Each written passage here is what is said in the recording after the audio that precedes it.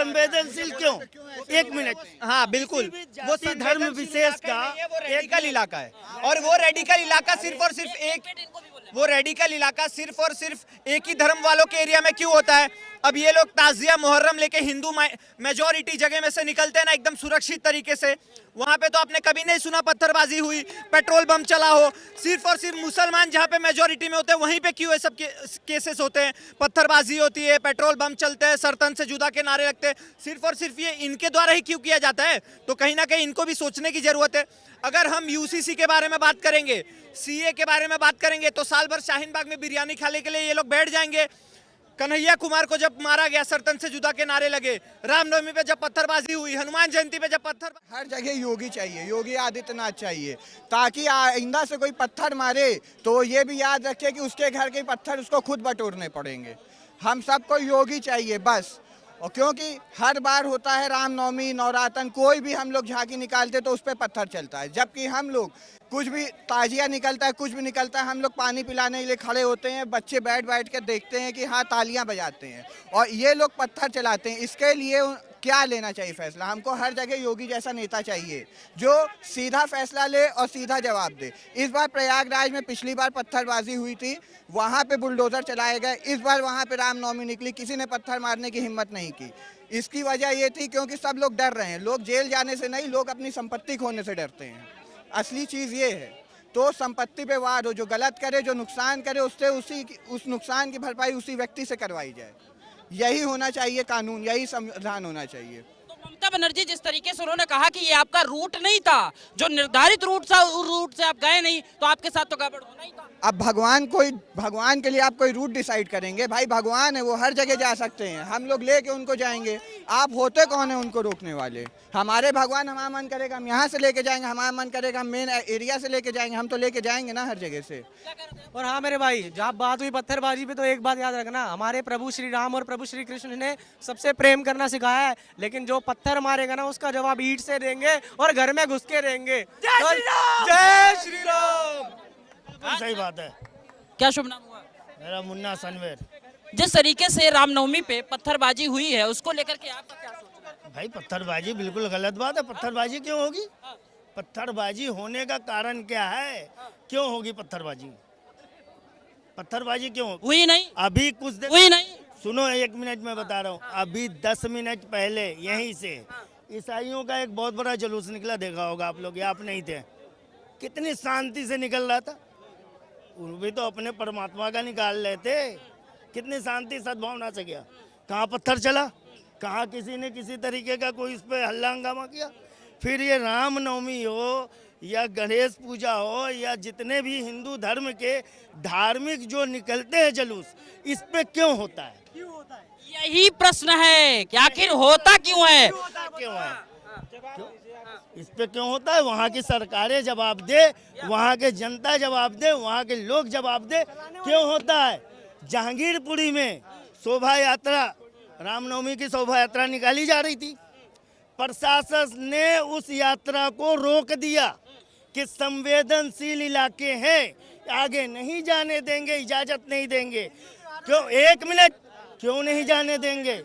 भगवान राम, सुनो, भगवान राम इस भारत की आस्था है, भारतवर्ष की आस्था है, यहाँ के जितने लोग हैं उनकी आस्था है।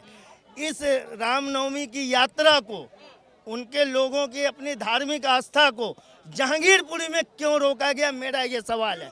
सरकार से सवाल है, प्रशासन से सवाल है, क्यों रोका गया? इतना संवेदनशील इलाका है जहांगीरपुरी, जहां हमारी यात्रा नहीं निकल सकती, उसको रोका गया है। बड़े शर्म की बात है। और देश में ऐसे समझ रहे हैं? इलाके बनने ही क्यों दे रहे हैं हम लोग? देश में ऐसे इलाके, देश में जो है ऐसे इलाके क्यों बन रहे हैं जहां देश का आदमी, देश के लोग वहां जा ना सके, वहां जाने से घबराएं, जहां जाने से सरकार घबराया था। देखो, मस्जिद में पत्थर आया या मंदिर में आया, उसकी बात नहीं मैं कह रहा हूँ। मैं सीधे मैं इसकी बात नहीं कर रहा हूँ। पत्थर कहाँ से आया मुझे पता नहीं, मैंने देखा नहीं। मैं ये कह रहा हूँ कि जहांगीरपुरी में, ये दिल्ली में देश की राजधानी है, यहाँ तो मतलब केजरीवाल कुल मिलाकर फेल हो गए ना, उनका प्रशासन ठीक नहीं भाई है। प्रशासन बिल्कुल ठीक नहीं। प्रशासन जिसके हाथ में है उसको जो है कि अपना ये कार्य निर्वहन करना चाहिए था। और जुलूस रामनवमी की शोभा यात्रा जो है पूरे जहांगीरपुरी में एक एक गली एक एक इलाके में निकलना चाहिए था और सद्भावना पूर्वक निकलना चाहिए था। इस पे यदि किसी प्रकार का कोई हमला होता, कोई पत्थरबाजी होता, तो किसी तरीके का कोई ये होता, उसकी जिम्मेदारी पूरी की पूरी देश की प्रशासन की होती। ठीक बात है, एक मिनट। सिर्फ जहांगीरपुरी आप छोड़ दो, पूरे भारत में देख लो, मोस्ट ऑफ द जगह पे जहाँ पे मतलब संवेदनशील इलाका ये बोलते हैं, मुझे बोलने दो ना। संवेदनशील क्यों? एक मिनट। हाँ बिल्कुल, वो जाति धर्म विशेष का वो रेडिकल इलाका है, और वो रेडिकल इलाका सिर्फ और सिर्फ एक ही धर्म वालों के एरिया में क्यों होता है? अब ये लोग ताजिया मुहर्रम लेके हिंदू मेजॉरिटी जगह में से निकलते हैं ना एकदम सुरक्षित तरीके से, वहां पे तो आपने कभी नहीं सुना पत्थरबाजी हुई, पेट्रोल बम चला हो। सिर्फ और सिर्फ मुसलमान जहाँ पे मेजॉरिटी में होते हैं वहीं पे क्यों ये सब केसेस होते हैं, पत्थरबाजी होती है, पेट्रोल बम चलते हैं, सर तन से जुदा के नारे लगते हैं। सिर्फ और सिर्फ ये इनके द्वारा ही क्यों किया जाता है? तो कहीं ना कहीं इनको भी सोचने की जरूरत है। अगर हम यूसीसी के बारे में बात करेंगे, सीए के बारे में बात करेंगे, तो साल भर शाहीन बाग में बिरयानी खाने के लिए ये लोग बैठ जाएंगे। कन्हैया कुमार को जब मारा गया, सरतन से जुदा के नारे लगे, रामनवमी पे जब पत्थरबाजी हुई, हनुमान जयंती पे जब पत्थरबाजी होती है, तब ये लोग कहाँ चले जाते? तब ये लोग धरना क्यों नहीं देते? वैसे तो गंगा जमुनी तहजीब की बात करेंगे, सेक्युलरिज्म, भाईचारा, तब ये सब भाईचारा, जब हिंदू मरता है, हिंदू कटता है, तब भाईचारा कहाँ चला जाता है इनका? अच्छा, ये तो सोचने का वक्त है ना। ऐसा होता है, आपकी बात सही है। जो कमजोर होगा ना वो उछलेगा, कमजोर वो हैं, तुम नहीं हो। कोई कमजोर अपनी ताकत दिखाएगा, कमजोर। एक मिनट नहीं देखो, कमजोर ताकतवर की बात नहीं है। मैं कहता हूँ कि पूरे देश के अंदर, ताकत दिखाते नहीं है, पूरे भारत के अंदर, दिखाते नहीं है। क्योंकि क्या है, वो पूरे भारत के अंदर तुम 40 बच्चे पैदा करो। अब हम 40 बच्चे, अब देखो, एक मिनट सुनो, ऐसा मत घबराओ। मैं ये कह रहा हूँ कि सोचने का समय है कि नहीं, आत्म मंथन करने का समय है कि नहीं? आत्म मंथन करने का समय है। मैं तो कहता हूँ देश के किसी भी इलाके को, किसी भी हिस्से को, किसी भी मोहल्ले को, पहली बात तो संवेदनशील नहीं कहना चाहिए। प्रशासन फेल है। यदि संवेदनशील है तो संवेदनशील क्यों है? इसके लिए समुदाय उठा क्या? जो विशेष समुदाय है वो उठा क्या कि गलत हुआ? उठना चाहिए प्रत्येक विषय में। देश के अंदर जब देश की बात हो, देश के नागरिकों के ऊपर किसी प्रकार का हमला हो, प्रत्येक समुदाय को उसके विरोध में उठना चाहिए। और जो नहीं उठ रहे हैं या जिन्होंने आगे बढ़ के कदम नहीं बढ़ाया, वो गलती कर रहे हैं, बहुत बड़ी गलती कर रहे हैं। आगे आने वाले भविष्य में उनको अपनी गलती का बहुत बड़ा एहसास होगा, क्योंकि सद्भावना। बंगाल में जो हुआ उस पे सरकार ने क्या बोला, आपने सुना? देखिए, सरकार ने क्या बोला हमने नहीं सुना।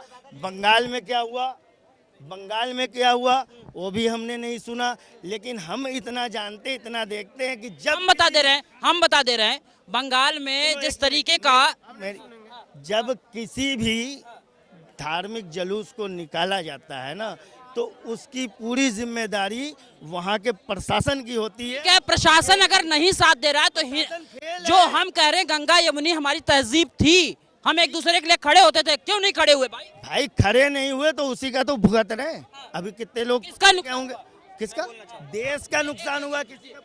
देखो, पहली बात तो ये गंगा जमुनी तहजीब है ही नहीं। गंगा भी हमारी, जमुना भी हमारी। अगर इनको इतना ही गंगा जमुनी तहजीब करना था तो शीबा और सोलेहा को ले आते, नहीं लाएंगे। अब जहां तक रही बात, ये बोल रहे थे कि सबको उठना चाहिए, नहीं उठेंगे। उसके पीछे सबसे बड़ा कारण यही है, इनको पता है कि फंसता एक ही धर्म वाला है हिंदू, मरेगा वही, कटेगा वही, हम तो एकदम सुरक्षित रहेंगे, तो हम क्यों बीच में जाए? इनको तो अच्छा है ना, हमारी आबादी कम हो रही है, इनको तो फायदा है उससे, तो ये नहीं उठेंगे। ये सिर्फ और सिर्फ आके टीवी पे बोलेंगे, डिबेट पे बोलेंगे, माइक पे बोलेंगे, कंडेम करेंगे, ग्राउंड पे कुछ काम नहीं करेंगे, क्योंकि इनडायरेक्टली इन्हीं का फायदा है। इससे हमारी आबादी कम हो रही है, हम ही कमजोर हो रहे हैं। तो ये सर, ये जो आप बोल रहे हो ना कि ये सर प्रशासन का फेलियर है, ये अब दोगलापन बंद कर दो सर। नहीं, इस पे एक चीज मैं और जानना चाहूंगा, जहां बीजेपी की सरकार नहीं है, पीछे लोग कह रहे हैं सुनिए सुनिए सुनिए सुनिए। शब्दों को सुनिए, अपने शब्दों को सम्मान पूर्वक जो है ना वितरित कीजिए। आप ऑनलाइन कैमरा बोल रहे हैं, समझ गए, शब्द में सम्मान ही होना चाहिए, समझ रहे हैं। अब मैं आपको कह रहा हूँ, मुद्दे की बात कह रहा हूँ, इतने जुलूस निकलते हैं, इतने भी जो कुछ होते हैं, उसमें जो है अगर किसी प्रकार का आप किसी धर्म विशेष के प्रति कोई नारा लगाओगे, उसको काटने मारने की बात कहोगे, दीदी ने क्या कहा था आपको पता है? अरे ममता दीदी ने क्या कहा था, पहले पूरी तो सुन लीजिए। ममता दीदी ने क्या कहा है? उन्होंने ये कहा है कि भगवा यात्रा मुस्लिमों के इलाके में नहीं जाएगी। क्यों नहीं जाएगी? क्यों नहीं जाएगी मुस्लिमों के इलाके में? आपकी ममता दीदी कह रही है, ममता दीदी उनको सपोर्ट कर रही है, कह रही किसी मुस्लिम को कुछ। इस बात का विरोध करो। तो मांगो इस्तीफा, कहो ममता दीदी इस्तीफा दो, एक बार कह दो ना ममता दीदी इस्तीफा दे। यदि ऐसा है, ममता दीदी ने ये कहा है कि मुस्लिम इलाके में सुनो जुलूस न जाए तो ममता जी को इस्तीफा देना चाहिए, समझ रहे हैं? और नीतीश कुमार एक बात और बता, यदि केजरीवाल ने जहांगीरपुरी में यात्रा को रोका, नहीं निकलने दिया, तो केजरीवाल को भी इस्तीफा देना चाहिए। नारे लगाए जाते हैं धर्म के खिलाफ, तलवारें लहराई जाती है, यही कह रहे ना।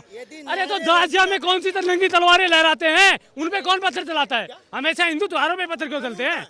हिंदू त्योहारों में क्यों चलता है? अगर तलवारें निकल नहीं करेगा ना सर, आप लोग को भी तो इनिशिएटिव लेना पड़ेगा ना सर। अब इधर आके आप बोल रहे हो, वैसे ही आप धरना क्यों नहीं देते, प्रदर्शन क्यों नहीं करते? यूसीसी के खिलाफ क्यों कर रहे थे? यूसीसी के खिलाफ क्यों कर रहे थे? यूसीसी के खिलाफ धरना दे, क्या यूसीसी के खिलाफ क्यों कर रहे थे? सीए के खिलाफ क्यों कर रहे थे? जो संवैधानिक प्रक्रिया है, नुपुर शर्मा ने बोला, उसके खिलाफ क्यों प्रदर्शन किया? उसके खिलाफ। अरे जय श्री राम।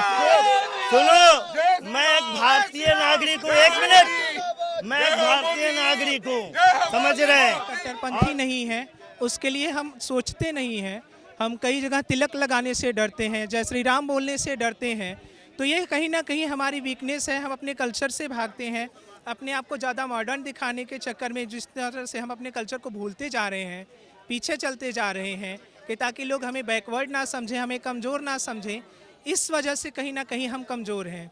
अगर हम औरों की तरह अपने धर्म के लिए कट्टरपंथी होते, अपने लिए हम भी सारी चीज़ों को करते, तिलक लगाते और उसके साथ मंत्रों का जाप करते, या हमें नॉलेज होता हमारे धर्म के सारी चीज़ों के बारे में।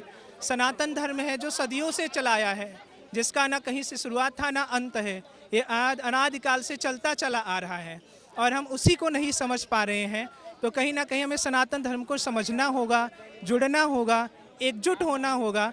हिंदुओं में कोई जाति नहीं, कोई संप्रदाय नहीं, सब एक धर्म होना चाहिए। हिंदू तो सब कोई हिंदू है, सब हिंदू की बात करते हैं। हिंदू के एक तरीके से कह लीजिए भगवान श्री राम, उनके जन्म दिवस पर इस तरीके का देश के कई राज्यों में, बंगाल ले लीजिए, बिहार ले लीजिए, इतना बड़ा आंदोलन एक तरीके से उनके जुलूस को निकलने के लिए तैयार नहीं है, पत्थरबाजी हो जा रही है, उसको लेकर के आप क्या कहें? बिल्कुल, हम देखिए ये कहना चाहेंगे ना कि हम हर धर्मों की इज्जत करते हैं और हिंदू धर्म एक सनातन धर्म है जो आदिकाल से चला रहा है और सभी धर्मों का मार्गदर्शक है। उस